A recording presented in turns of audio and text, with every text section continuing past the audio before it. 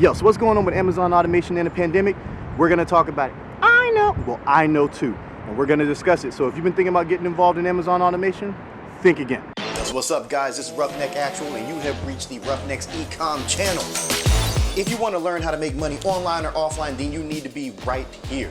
I'm a 7-figure Amazon seller. I'm also an honorably discharged Air Force veteran. Graduated from Penn State and started a career as a software engineer and leveraged that to build my businesses. If you guys have any questions on how to make money, you're gonna find all your answers right here, so stay tuned.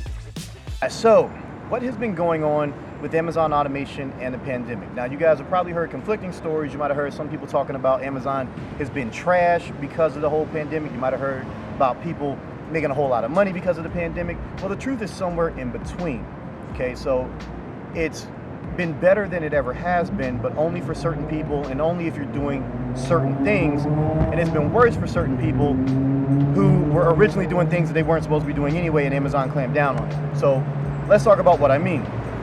Now, if you were one of those drop shippers or FBA sellers, wholesale, retail arbitrage, doesn't matter. Whatever style of selling that you were doing, if you're one of them the price gouging mofos, guess what? Amazon definitely took notice and cut your head off. You were just done. You're instantly cut, done and done and done, period, in discussion.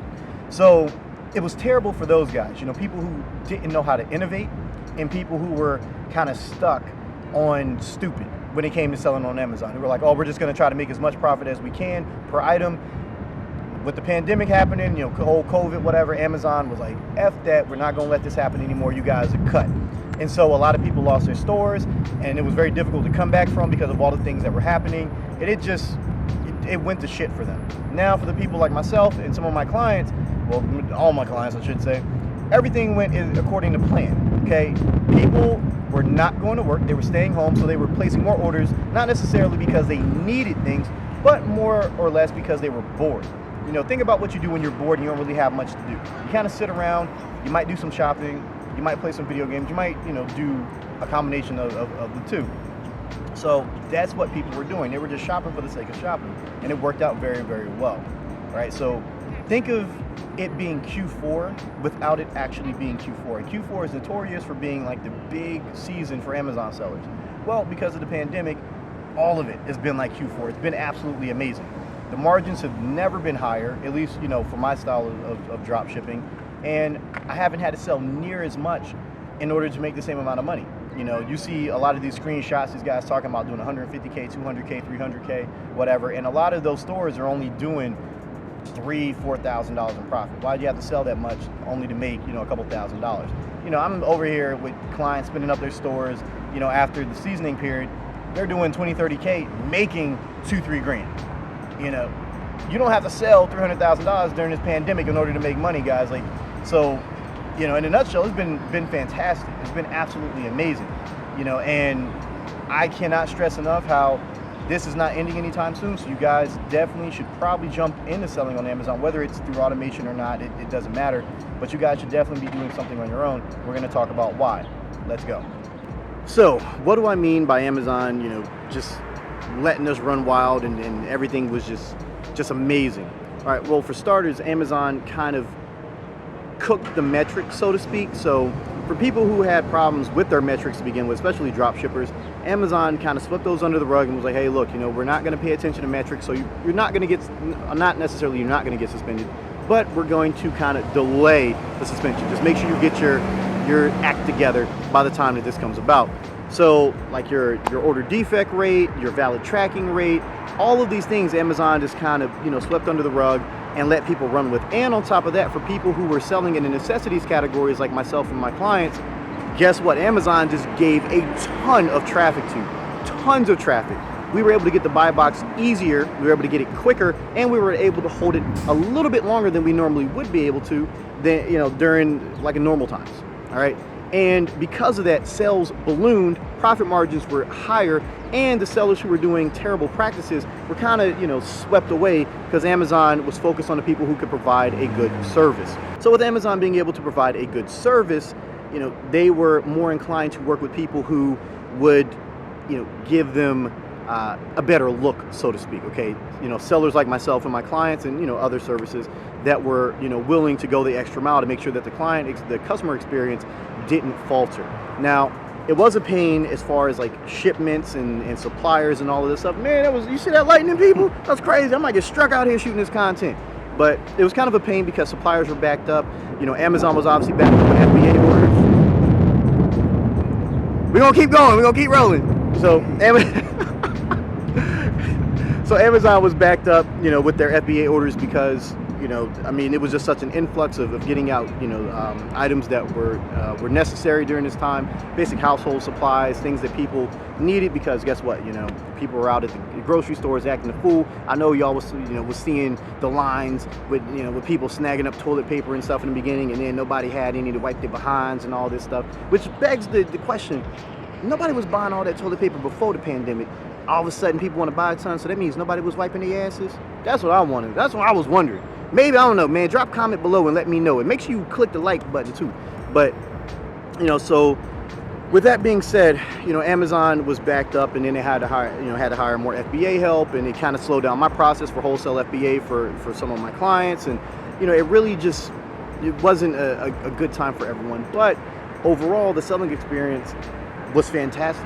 We were able to just make tons and tons of money that we normally wouldn't be able to make because Amazon was able to push that on us. Amazon was able to push that traffic and say, hey, you guys are doing things the right way, and we want to make sure that you keep doing things the right way.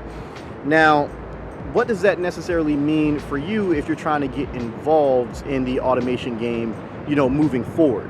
Okay, let's go ahead, let's talk about that. Yo, and it's sunny and there's no rain, and I have changed clothes. Look at that. So let's go ahead, let's talk about why automation could be a good thing for you. Okay, so what does this mean for you? What does the whole lockdown and pandemic mean for you if you're getting involved in Amazon automation? It means one of two things. One, it could be a really, really, really crappy time for you if you get with a service that doesn't know what they're doing and they have really crappy, shipping times anyway, and they don't care about your metrics and all that other BS. Or it's going to be fantastic, right? Because a lot more people are going to be home than ever before. People went back to work, things got shut down, especially in the services industry, so people are home, they're shopping, online more often because they're shopping out of boredom. Also Q4 is coming up, and Q4 is routinely the most amazing time ever. Now I'm just going to give you a little tidbit here. Typically when you start drop shipping, like retail style or wholesale style, you're not going to be drop shipping within the first 90 days or so. Okay, first 90 to 120 days until you're buy box eligible. What that means is your account is either A, going to be collecting dust with some services, or B, you're going to be doing a form of FBA. For me and my clients, we typically will do wholesale FBA during a 90 to 120 day period, just so you can get some reviews, get some sales going, make a little money in that meantime, and then we'll start drop shipping. But with Q4 right around the corner, it's going to be a little dangerous, and I don't recommend spinning your account up. Now, I recommend getting in so that way your account can collect that time, but I don't recommend starting drop shipping within that 90 to 120 day period, just because, especially during Q4, Amazon is not so kind to new sellers. You do anything wrong, they're going to hit you. We've seen it time and time again. Okay, and anyone who says otherwise is just straight up lying to you, trying to get your money. All right. So, with that being said, though, things are going to be fantastic, especially if you can manage to get in on the wholesale FBA side, or maybe even just retail FBA side, so, or even private label FBA side, people. So, with that being said, got to turn to get away from the wind. Turn to get away from the wind. All right, there we go, guys. So, things are looking good, for the immediate future. Now, while they're looking good, there's going to be a couple nuances that come along with it, especially with it being so good, and we're going to talk about that and close that out right now. All right, people, so with it being as good as it is, that inherently is going to create a few problems for some of you. All right, and what do I mean by a few problems? Mainly capital, right? So when you first start an account, an Amazon account, depending on what you're doing, if you're drop shipping, you don't need a ton of capital up front. Want to know why? Well, mainly because you don't have any items in your store, and over time, as the items, your item list grow, then of course you're going to start making more money, and you'll require more capital for product placement. But with it being so good and stores ballooning out of control in some cases, you're going to need more capital than ever before. So if you were pretty much in the midst of being able to drop ship, guess what's going to happen? You guys could potentially face a situation where if you're like, oh, I only got $10,000 in capital, which is a little low to begin with, but if you only got $10,000 in capital, all of a sudden you're doing $40,000, $50,000 in sales. You're gonna blow through your capital like that. Your store's gonna have to go on vacation mode. You're gonna have to wait 2 weeks to get paid, and then you have to pay your credit card and all this stuff, and gotta wait, you know, X amount of business days for that to take effect. There's a whole lot of things that could happen. That's really gonna be the biggest issue for a lot of people when it comes to, you know, to the lockdown, you know, this whole pandemic, and depending on how long this goes and how long people are gonna be out of, you know, out of the office and working from home or homeschooling and things of that nature, you know, the sales could be, you know, the best thing ever for the next 6 months, a year, whatever. But you know, you could be burning through your capital, which is what happened to a couple of my clients.